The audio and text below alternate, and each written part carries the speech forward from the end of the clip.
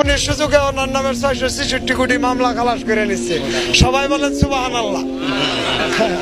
একটু জোরে জোরে বলেন, সবাই বলেন সুবহানাল্লাহ। তার কারণ এটা যে উনি ওনার 666 কোটি খালাস, অথচ রিক্সাওয়ালাদের সম্পদের নাই কোনো তালাশ। ইন্দা ওই যে অর্থনীতিবিদ্যা প্রিয় ভট্টাচার্য অর্থনীতির শ্বেতপত্র ঘোষণা করে দিয়েছেন। উনি অর্থনীতির শ্বেতপত্র ঘোষণা করে বলতেছেন, বাকি কাউন্সিলর উপদেষ্টারা আপনারা কি সংস্কার 6 মাসে করছেন জাতির সামনে ক্লিয়ার করেন। এটা গণমাধ্যম ভাইয়েরা আপনারা ভালোই জানেন।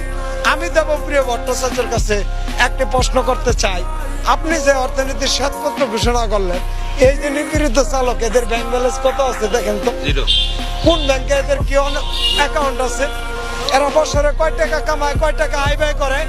আপনি কার শ্বেতপত্র ঘোষণা করলেন? সেই শ্বেতপত্রের ভিতরে সুবিধাবাদীদেরকে সুযোগ দেওয়া হয়েছে এই 3 চাকার চালকদেরকে নিপীড়িত করার জন্য তড়িঘড়ি করে এ ধরনের একটি হিসাব ব্যবস্থা কমিশনের কাছে জমা দিয়ে আমাদেরকে রাষ্ট্রের কাছ থেকে আলাদা করে দেওয়ার চেষ্টা করতেছে। প্রিয় দেশবাসী, এবার আপনাদের সামনে আমরা খালি মিনতি করি, আপনাদের কোনোদিন সাবধান করি না। আজকে একটা সাবধানের সুরে বলি, শনিবারে ভর্তি পরীক্ষা হয়, যদি একদিন গাড়ি বন্ধ করে দেয় আপনাদের সোনামণিদের ভবিষ্যৎ কিন্তু একবারে গায়েব হয়ে যাবো।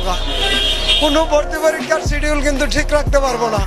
সাবধান করতেছি দেশবাসী, আমাদের উপর অত্যাচার করার চাইতে আমাদের নিয়ে আলোচনা করেন।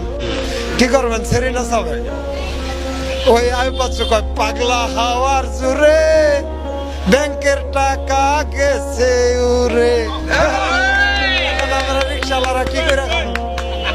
হ্যাঁ, পাগলা হাওয়ার জোরে ব্যাংকের টাকা গেছে ওরে। এখন রিক্সাওয়ালার কপালে কোনো কর্ম করে খাওয়ার জায়গা নাই।